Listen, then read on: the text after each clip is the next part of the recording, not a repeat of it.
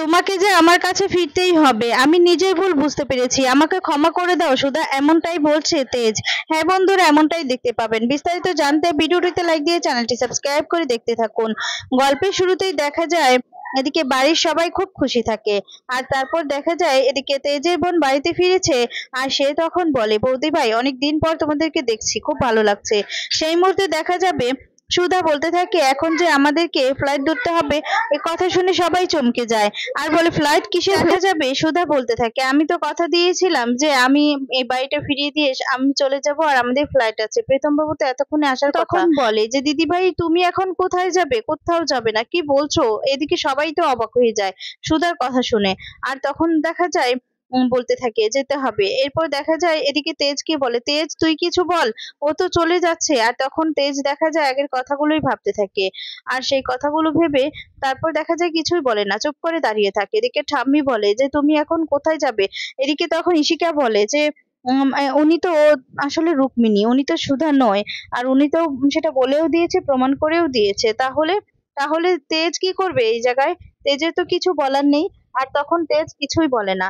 সেই মুহূর্তে দেখা যাবে সুধা তৌরিকে নিয়ে সেখান থেকে যেতে লাগে। আর তখন তৌরি বলে, না মাম্মাম, আমি বাবার কাছেই থাকবো, আমি সবার সাথে থাকতে চাই। তখন বলে, তৌরি তুমি জিদ করো না, চলো আমার সাথে। এই বলে চলে যেতে লাগে। আর হঠাৎ করেই দেখা যায় দরজার পাশে যাওয়া মুহূর্তেই অজ্ঞান হয়ে পড়ে যায় আহ সুধা। আর তখন সুধা বলে চিৎকার করে ওঠে সবাই।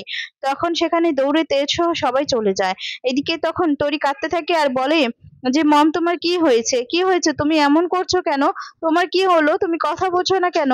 এই বলে কাঁদতে থাকে। আর তখনই হসপিটালে নিয়ে ছুটে চলে যায় তেজ। এরপর টেনশনে থাকে যে কি হলো, এই বলে পায়চারি করতে থাকে তেজ। আর তখনই দেখা যাবে একটা নার্স বেরিয়ে আসে। আর তখন তেজ দেখতে পেয়ে তখন জিজ্ঞেস করতে থাকে যে কি অবস্থা, যে আমার ওয়াইফ, ওর কি অবস্থা? আর তখন বলে যে ওনার অবস্থা তো এখন খুবই ক্রিটিক্যাল, কারণ ওনার শরীরে তো বিষ পাওয়া গিয়েছে। কথাটা শুনে চমকে যায়। আর তারপরে সেখানে ইশিকা চলে আসে। ইশিকা তখন এসে বলতে থাকে যে, কি হলো তেজ, তুমি এখানে কেন এসেছো? সকাল থেকে তুমি না খেয়ে আছো, আর এখানে একজন অন্য মানুষের জন্য দাঁড়িয়ে আছো। আর তখন বলে, কি বা এমন হয়েছে বলো তো? আর তখন বলেন, আমি এখান থেকে যেতে পারবো না, যেই পর্যন্ত ওনার জ্ঞান ফিরে না আসে সেই পর্যন্ত যেতে পারবো না। তখন ইশিকা বলে, আর কি বা এমন হয়েছে? একটুখানি তো বিষ গিয়েছে, তাই না? কিচ্ছু হবে না। আর তখন তো তেজ অবাক হয়ে যায়। তেজ তখন বলে, এই তুমি এটা কি বললে? কি বললে মানে বিষ? তুমি কি করে জানলে? হুম, তুমি কি করে জানলে? এখন পর্যন্ত তো তুমি আসার পর আমি বিষের নামটা নেইনি, আমি তো বলিনি যে ওনার শরীরে বিষ পাওয়া গিয়েছে। তাহলে তুমি কি করে জানলে? তার মানে তুমি এই কাজটা করেছো, তাই তো? আর তখন বলে, হ্যাঁ আমি এই কাজটা করেছি, তো কি হয়েছে? তখন বলে, কি করেছো এটা তুমি? কেন করেছো? এরপর বলে, আমি 100 বার করব, আমি যা করেছি ভালোর জন্যই করেছি তোমার। আর তুমি তো আমাকে বলেছিলে না যে তুমি মুক্তি পেতে চাও রুক্মিণী থেকে, তুমি মুক্তি চাও, তোমার ভালো লাগে না, তুমি তো কালকে এটাই বলেছিলে। আর তখন বলে, আমি নেশার ঘরে কি বলেছি না বলেছি, আর তুমি তার জন্য এই কাজটা করলে? আমি অন্তত খুনের কথা তো ভাবতে পারি না, তুমি একজনকে মারার প্ল্যান করলে, তুমি একদম পৃথিবীতে মানে পৃথিবী থেকে সরিয়ে দেওয়ার প্ল্যান করলে। এই বলে তেজ তো চিন্তায় পড়ে যায় আর বলে, আমি যা করেছি না তোমার কথা আর আমার কথা ভেবেই করেছি, আমি তোমাকে ভালোবাসি, তুমি কেন বুঝতে পারছো না? তখন তো তেজ খুব রেগে যায়। আর তখনই ডক্টর আসে। ডক্টর এসে বলে, ওনার শরীরে অনেকটাই বিষ পাওয়া গিয়েছে, ওনার অবস্থাটা খুবই খারাপ। আর উনি জিজ্ঞেস করে যে ওনার হাজবেন্ড কে? তখন বলে, আমি। এরপর ইশিকা বলে যে, না না, তুমি তো ওনার হাজবেন্ড নয়, তাহলে তুমি কেন বলছো? এরপর বলে, তুমি প্লিজ যাবে এখান থেকে, যাও। এই বলে দেখা যায় ধমক দিয়ে সেখান থেকে পাঠিয়ে দিতে চায়। আর তখন দেখা যায় ইশিকা রেগে সেখান থেকে চলে যেতে লাগে। এদিকে ডক্টর বলে, ওনার শরীরের অবস্থা খুবই খারাপ, ওনার এখনো জ্ঞান ফিরেনি, বলা যাচ্ছে না যে কি হবে। তখন বলে, ওনার শরীরে তো অনেকটাই বিষ পাওয়া গিয়েছে। এরপর বলে, আমি কি একবার দেখা করতে পারি? ইশিকা সে কথাটা শুনতে পায়। আর তারপর দেখা যায় সুধার সাথে দেখা করতে তেজ এদিকে চলে আসে। এসে তখন দেখতে পায় যে জ্ঞান ফিরে আসছে না। তখন সুধার উপর হাত রাখতে যায়, আবার রাখতেও পারে না। আর আর আগের কথাগুলোই ভাবতে থাকে। সেই মুহূর্তে দেখা যাবে সেখানে সমুদ্র চলে আসে, আর তরিও চলে আসে। তরি কাঁদতে থাকে আর বলে যে, মম তোমার কি হয়েছে? তুমি কেন কথা বলছো না? কিছু বলছো না কেন? আর তখনই দেখা যায় তেজ বলে যে, তরিকে নিয়ে এসেছো কেন এখানে? আর ঝিনুক তখন বলে, আসলে খুব কাজ ছিল, তার জন্য নিয়ে আসতে বাধ্য হয়েছি, নিয়ে আসতে চাইছিলাম না। এরপর তরি বলে আমার মম্মমের কি হয়েছে, এমনটা করছে কেন, জ্ঞান ফিরছে না কেন, আমার সাথে তো কথাও বলছে না, গল্পও করছে না। ঝিনুক তখন বলে সবকিছু ঠিক হয়ে যাবে, দেখবে সব ঠিক হয়ে যাবে, কিচ্ছু হবে না। আর তারপর দেখা যায় তরি তো কিছুতেই চিন্তা থামাতে পারে না, আর বলে যে বাবা, বাবা বলো না আমার মাম্মাম ঠিক হবে তো। এরপর বলে যে হ্যাঁ তোমার মাম্মাম ঠিক হয়ে যাবে, একদম চিন্তা করো না।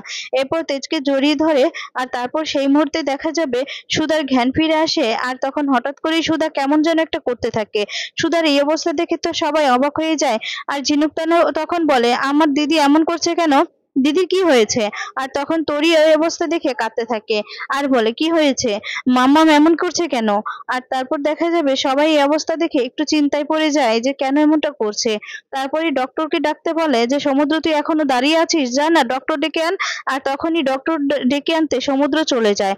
তারপরে দেখা যাবে সেখানে ডক্টর চলে আসে, আর ডক্টর তখন ভালো করে দেখতে থাকে। এরপর নার্সকে বলে অক্সিজেন দেওয়ার জন্য, আর তখন অক্সিজেনটা দিয়ে দেয়। এরপর বলে যে ওনার কি হয়েছে, এমন করছে কেন। তখন বলে ওনার শরীরে থাকে, আসলে ওনার বিষক্রিয়াটা না ওনার শরীরে পুরো শরীরেই ছড়িয়ে গিয়েছে। বলে যে ওনার বিষক্রিয়ার তো অনেক ছড়িয়ে গিয়েছে, তো আজকে রাতেও জ্ঞান ফিরবে কিনা, কি হবে আজকে রাতে সেটাই বুঝতে পারছি না। আজকের রাতটা ওনার জন্য খুবই গুরুত্বপূর্ণ।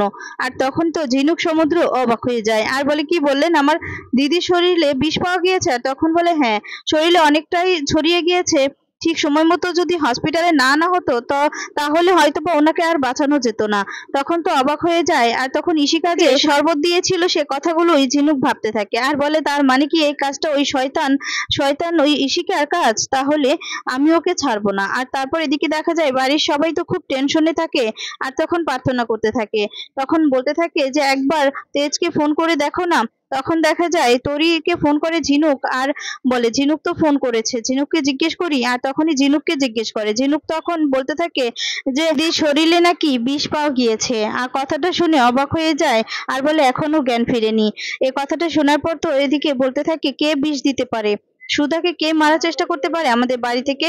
আর তখন কাকাই বলতে থাকে ইশিকা এই ব্যাপারটা আবার কোনোভাবে বলে দিবে না তো। তারপর দেখে না, আর এদিকে তখন কাকাই বলে যে আরে কে বিষ দিবে, হয়তো বা নিজে নিজেই খেয়েছে একটু মহত্ব পরিচয় দেওয়ার জন্য। আর তখন বলে যে মেজু খোকা, আর তখন চুপ করে যায়, আর বলে হ্যাঁ হ্যাঁ কেই বা বিষ দিবে। এরপর এদিকে সার্থক বলতে থাকে কে বিষ দিয়েছে বলতো, আমাদের কাজটা আরো সহজ করে দিয়েছে। আর তখন বলে যে এই দেখ না কেন, আমাদের তো ভালোই হয়েছে, আর কে দিতে পারে, এখন তো আবার নতুন বিবি বের হয়েছে তাই না। এরপর সার্থক বলে কার কথা বলছো, তখন বলে ওই তো ইশিকা। আর তখন হাসতে থাকে। তরিকে খাওয়ানোর জন্য অনেক চেষ্টা করতে থাকে তেজ, কিন্তু তরি কিছুতেই খেতে চায় না। তরি তখন বলে আমি খাবো না, আমি মাকে ছাড়া খেতে পারি না, ঘুমোতে পারি না, তুমি জানো না। তখন বলে যে তুমি খাও না, খাও, নাই হলে যে আমরা খেতে পারবো না, আমরা কষ্ট পাবো। আর তখন বলে উফ, তুমি বড্ড বেশি কথা বলো। আর জানো তো মা না আমার সাথে গল্প করতো, তোমাকে মা অনেক ভালোবাসে, অনেক কথা বলে। আর তোমাদের প্রথম তো দেখা দেখা হয়েছিল ট্রেনে তাই না। আর তখন বলে কি বলছো কি, তোমার মা তোমার সাথে গল্প করেছে এই সমস্ত, আর কি গল্প করেছে।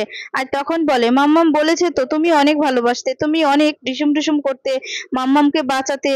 আর তারপর তোমাদের বাড়িতে তো ওই যে বড় ঠাম্মি, তার একটা অনুষ্ঠানও হয়েছিল জন্মদিনের। আর তখন সে কথাগুলোই ভাবতে থাকে, আর বলে যে আরেকদিন অফিসে পাত্র সেজে গিয়েছিলে, তখন সেই দিনের কথাগুলো ভাবতে থাকে, সমস্ত কিছু আগের ঘটনা, বিয়ের আগে পরের ঘটনাগুলো শুনে তেজ বলে তার মানে কি এটাই আমার সুধা, আমি এতদিন যা ভেবেছিলাম রুক্মিণী হিসেবে সবকিছু ভুল ভেবেছিলাম। তাহলে তাহলে আমি এতদিন ভুল ভেবে কষ্ট দিয়েছি, এতদিন তাহলে আমি ভুল বুঝেছি, তরি তাহলে আমারই অংশ। আমার তো এর জন্য মাঝে মধ্যেই মনে হতো তরির স্বভাব চরিত্র সমস্ত কিছু দেখে যে তরি যেন আমারই অংশ, আমার একটা অদ্ভুত টান হতো। আর সেই মুহূর্তে দেখা যায় তেজকেও খাইয়ে দেয়, আর বলে তুমি না খেলে যে মাম্মা আমাকে বকবে। আর তখন দেখা যায় তরিকেও খাইয়ে দেয়। সেই মুহূর্তে সেখানে চলে আসে ঝিনুক। ঝিনুক এসে বলে যে না এই লোকটার হাত থেকে তুমি কিছু খাবে না তরি, আজ থেকে এই লোকের সাথে তোমার সম্পর্ক নেই, কোনো সম্পর্ক নেই। আর তখন তেজ বলে কি বলছো কি। এরপর বলে যে হ্যাঁ এই লোকটা একটা খুনি, আমার দিদিকে খুন করার চেষ্টা করেছে, আমার দিদি কি না করেছে। তখন দেখা যায় তেজ বলে তুমি আমার আরেকটা সুযোগ দাও, আমি আমি সবকিছু শুধরে নিব, তুমি হয়তো বা ভুল বুঝছো। আর তখন বলে আমি কিচ্ছু ভুল বুঝছি না, এতদিন ধরে আপনি আপনি আমার দিদিকে ঠকিয়ে গিয়েছেন, আসলে আপনি আমার দিদির ভালোবাসার যোগ্যই নয়, আমার দিদিকে কখনো মন থেকে ভালোই বাসতে পারেননি। তরি তখন বলে চলো তরিকে বলে যে চলো, তখন তরি বলে না, আমি বাবাকে ছেড়ে কোথাও যাব না, তুমি ভুল বুঝছো, আমার বাবা মাকে খুব ভালোবাসে।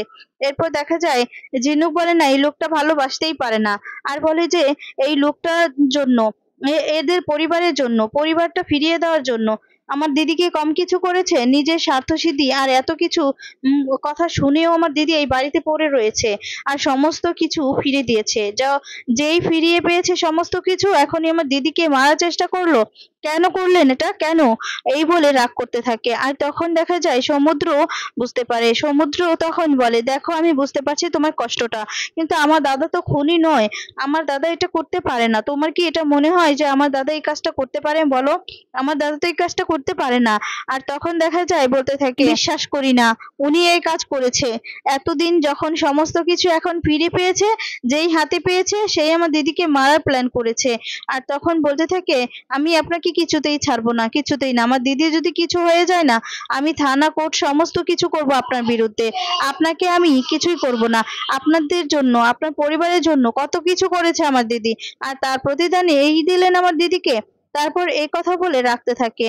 আর সেই মুহূর্তে দেখা যায় তেজও মনে মনে ভাবতে থাকে যে তেজ খুব অন্যায় করেছে। আর তখন সুধার কথা ভেবেই সেখানে বসে পড়ে। আর তারপরেই দেখা যাবে বুঝতে পারে নিজের ভুল, আর তখন বলে যে ও নিজের ভুল শুধরে নিবে, সুধাকে যে করেই হোক ফিরিয়ে আনবে। এই বলে সুধার কাছে যায়। সুধার কাছে গিয়ে সুধার মাথায় হাত রেখে বলে, তুমি তাড়াতাড়ি সুস্থ হয়ে যাও সুধা, আমি এতদিন পর তোমাকে চিনতে পেরেছি, আমাকে ক্ষমা করে দাও, আমি ভুল করে